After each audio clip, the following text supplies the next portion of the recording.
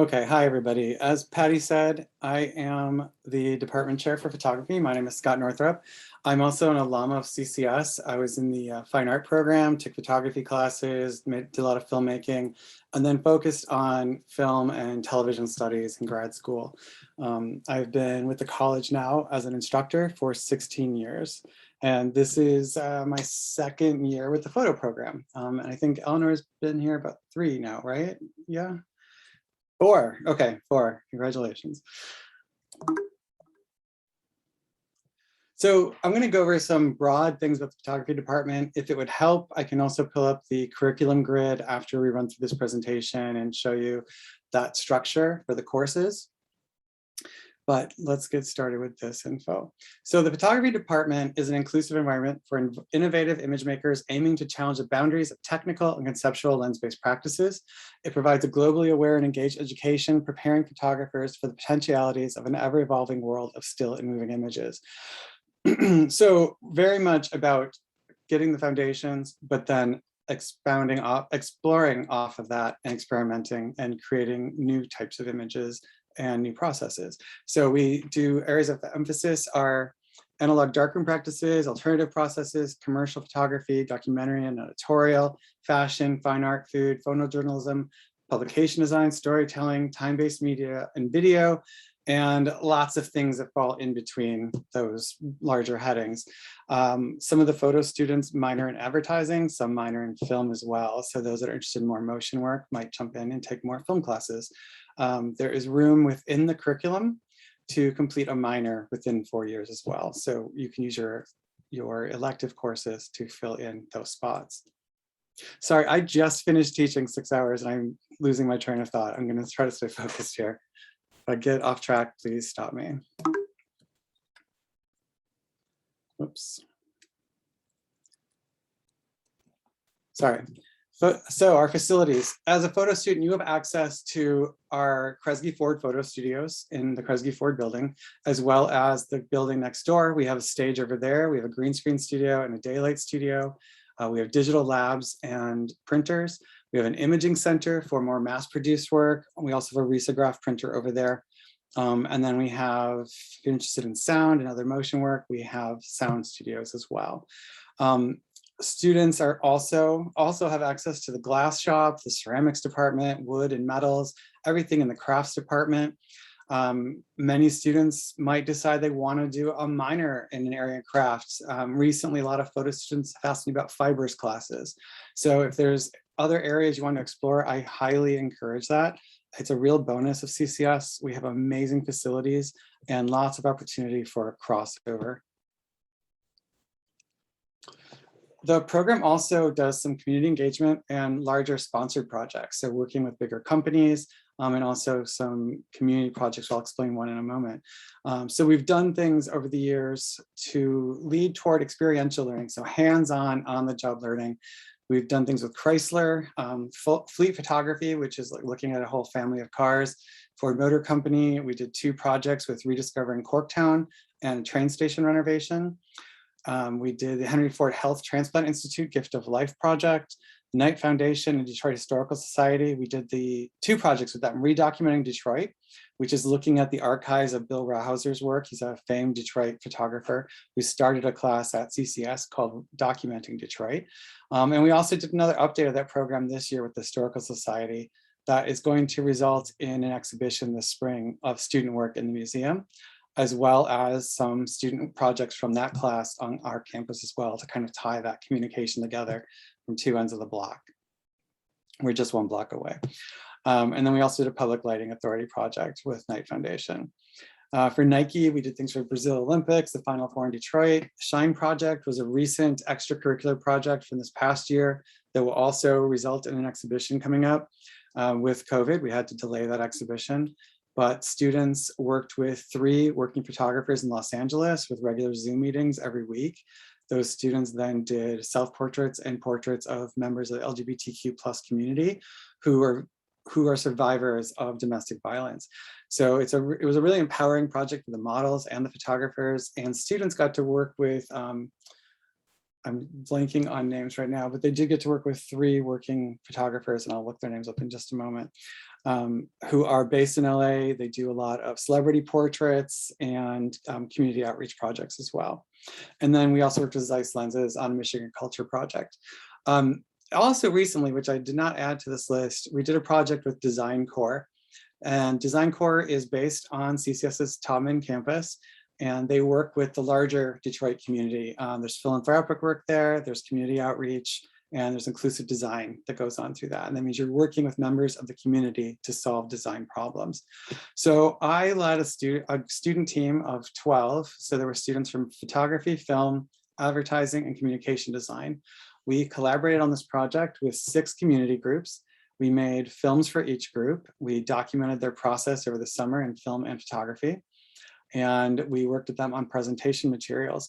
3 of those groups were awarded $60,000 in funding, split among the 3 of them. And they were able to implement projects in the community, which are in progress right now. And we are going to, coming up this spring, do a follow-up with those groups to see how their projects have progressed. We'll do more follow-up over the summer, which will lead to a public presentation at the Cumulus conference this fall, which is based in Detroit this year.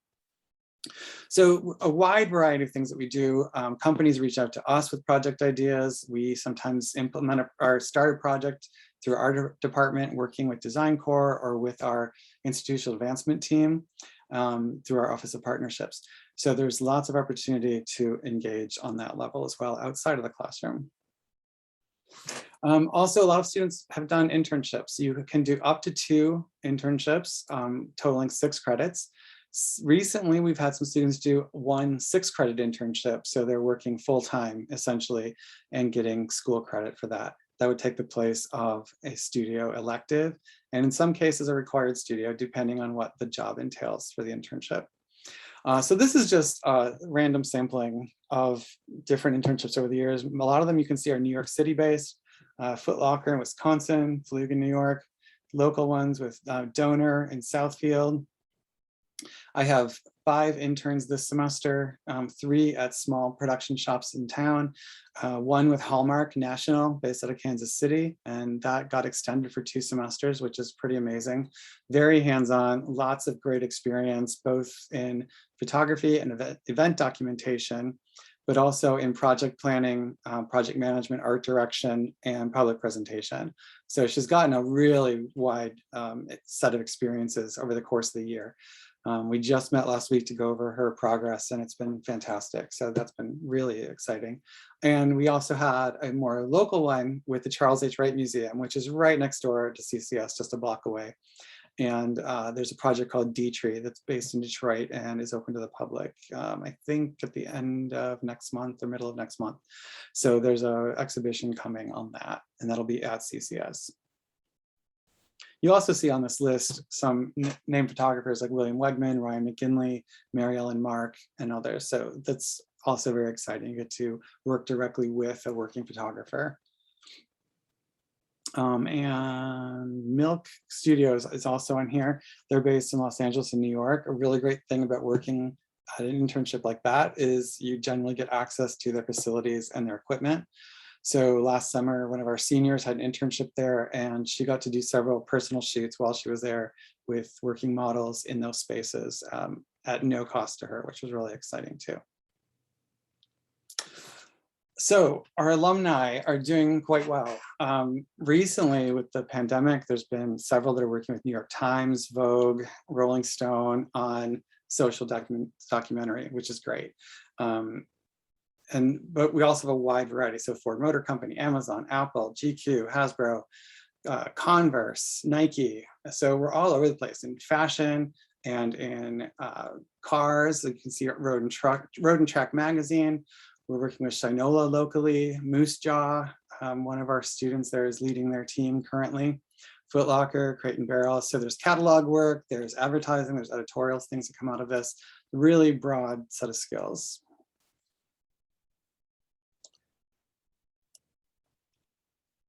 And then this is some financial aid information. Patty, I didn't know if you wanted to speak toward this at all.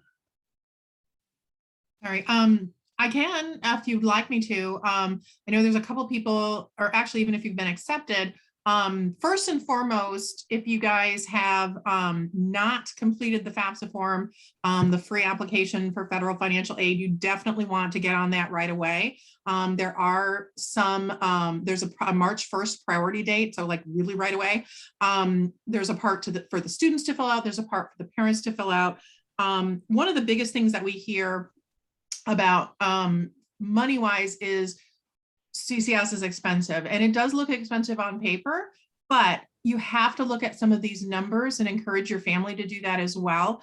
The average scholarship for our students the last couple of years has been just over $20,000. So that's a significant chunk, and 98% of our students receive some kind of financial aid and scholarship. So it does make it a lot more affordable. And once you complete the FAFSA form, before you have any money out of pocket, you are going to know exactly what tuition is going to be, exactly what kind of financial aid you might have, exactly what kind of scholarship money you might have, so before you have to have any money out of pocket. Financial aid and scholarship, it's a combination usually. Financial aid is need-based. On your income and a bunch of other factors. Scholarships generally for an incoming student are based on your grades, your GPA, as well as your portfolio that you submitted with your application. We don't use SAT or ACT anymore. We don't require them for admission, so we don't use those as any kind of factor in the scholarship process. And I would say, like I said, if you haven't looked at the financial aid section of the website, started your FAFSA form, those are things that you definitely, if you're coming in the fall of 22, which I know a couple of you guys are planning on that, you definitely want to get on that sooner rather than later, and make sure you let any of us, I'm reachable, your admissions counselor, or you can reach out to one of our financial aid counselors with any questions that you guys might have. Thanks, Patty. No problem. So I think, would it be helpful to the students in attendance if I went over curriculum, like the structure of the curriculum? I would think so, even just a little bit, because I know 2 of them are accepted students. And the other 2, I know one's a prospect for, I think it was fall 24. So they're, still looking, but I think a lot of them usually do have questions about that. So even if you can kind of give them a brief overview, they might appreciate that. Yep. I'll pull this up so you can have a visual as well. And while Scott's doing that, remember, if you guys do have any questions, please go ahead and put them right in the chat, and we will definitely get those answered. And yeah, I just again want to apologize if I was a little distracted there. I've been talking for over 6 hours today already, so bear with me. I'm happy to answer any questions about anything I just went over in the general presentation, but this will give you an idea of what the curriculum is like for 4 years. So let me open this up a little bit more. The foundations courses have changed a bit. So what you have here is from last year, which is 2D design, digital techniques, foundation drawing, 3D techniques, 3D design, and fundamentals of imaging. That has completely changed. Photo students are no longer required to take drawing classes. Instead, there are 2 courses called image concepts. One works with some analog methods of image making, the other with digital methods, including photography and video. There is a class on presentation design called Performative Spaces that also includes some storytelling. So from a personal point of view, but then also from an informational point of view, which will help with critique later, will help with presentations, and just public speaking in general. The other classes are a 2D, 3D integrated studio. So that's all in one semester, one class. And then there's also a 4D studio in the second semester, which brings in a little bit of stop motion animation, 3D scanning and printing, and a wearables project. So looking at time in different ways. The first semester, you would take black and white photography then. We need to update this grid. So that's in the first semester. And that is all in the darkroom. And Eleanor teaches those classes currently, and she's done a really great job revamping them. I think it's a really engaging course. In the second semester, we added a second darkroom class, so an advanced section. And that's open to upper level students as well who might not have taken it in the past. We also have digital imaging classes. So we have basic, intermediate, and advanced spread out over the first 3 years of study. Those are looking at Photoshop, Lightroom, and related techniques. So alongside that, you're taking studio lighting courses, color theory and practices, which gets us into the second year. Color Theory 1 and is based on some technical explorations of printing, but also the history and theory of color. In the second semester, the course has kind of changed this year into more of a publication design class, and I've seen some really interesting results so far. So I'm looking forward to their finals. You will take, I'm sorry, I forgot to mention liberal arts in the freshman year. There's Comp 1 and Comp 2 classes. If you are placed out of those courses based on your acceptance, you would jump right into survey of world literature instead, or interdisciplinary study. So those other courses would then become electives for you to take later on, some more choices for you.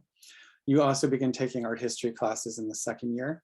In the third year, you would take history of photography, advanced studio lighting, advanced fine art forms, and an open photo elective. So one of the special projects classes I mentioned, perhaps, or maybe an internship, or from time to time, we offer various special techniques classes, like a platinum palladium class, which uses two antique methods of photo printing.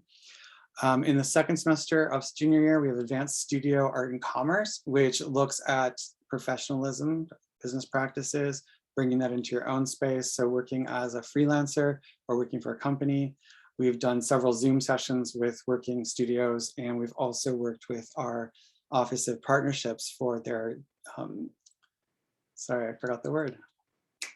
Oh my God, Sarah, help me. Professional development through our career services office. There you go. So that class has been paired with them, and that's been really helpful for tightening up resumes and working on portfolios. We have an advanced digital photo media class and advanced digital fine art concepts. That class has changed to more of a junior studio. So it's a pre-thesis class heading into senior year. So students are working on a larger body of work than they might have in previous courses, longer form projects.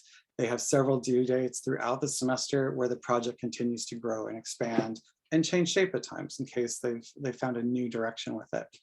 You would also finish up some of your natural science electives, general education electives, and concepts and methods of visual culture, which is more of a visual culture theory course. And then the senior year, you would have photo thesis for 2 semesters. These are independent projects that you have researched, designed, and pitched.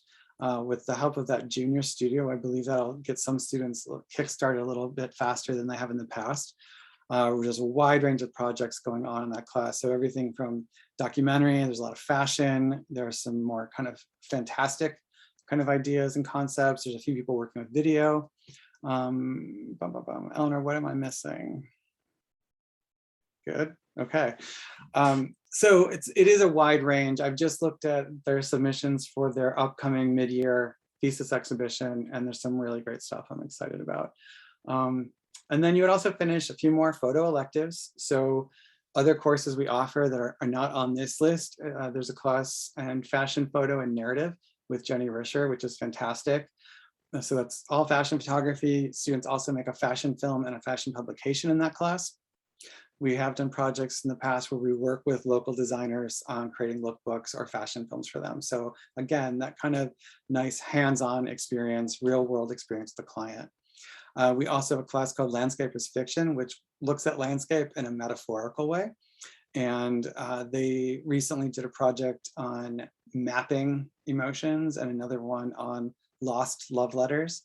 Another one called the Dereliction Report, looking at derelict buildings, people, spaces, how these things continue to endure throughout their lifespan.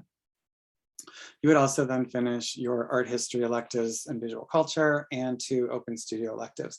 So those open electives are where you could squeeze in a minor during your 4 years time in the program.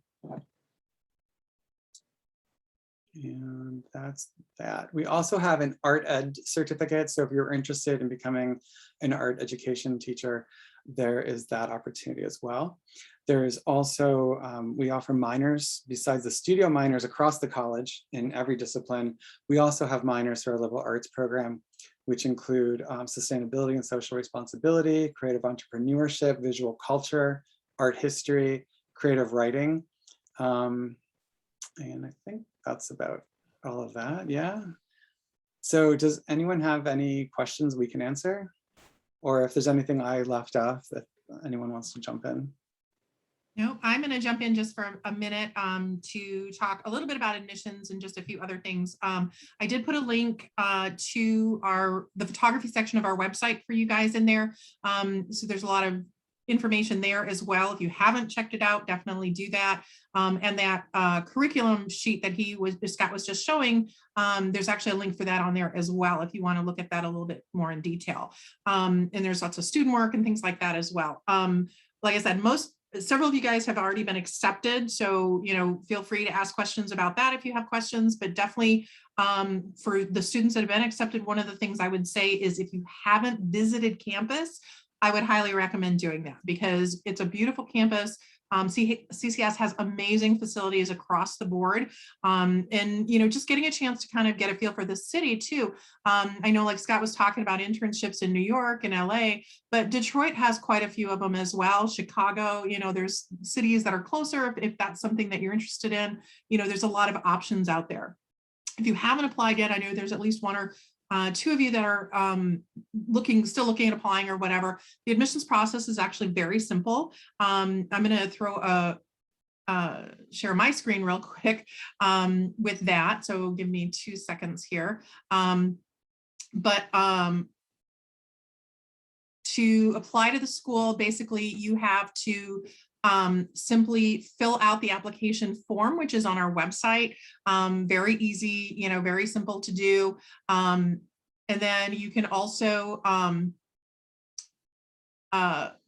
send your high school transcripts and your portfolio. And basically the portfolio can be, kind of one of those things that students get really nervous about and basically, not sure what to put in there. Really for photography, it can be just about anything. We really encourage students to show us your best work, okay? And sorry, I'm kind of jumping through this to get to the admission section here. Show us the work that you are excited about, that you are the most proud of, that you are excited and happy that you did. It doesn't necessarily have to be photography. It definitely can be, but it could be drawing or painting or sculpture, whatever, it can be anything you've done. Yeah, can I second that? I just want to say, definitely show us a range of work if you have it. If you do have photography and you have strong work, please make a portfolio that encompasses that. But we can also see from drawings and paintings and sculptures, your sense of composition and light, and all of that helps with photography. I've had several students over the years who have not had experience in photo or in film, and those are the areas they're really interested in to learn. And they've turned in portfolios that are more drawing or sculpture, even jewelry sometimes. And as long as we can see what we're looking for in that work, it doesn't matter what the medium is.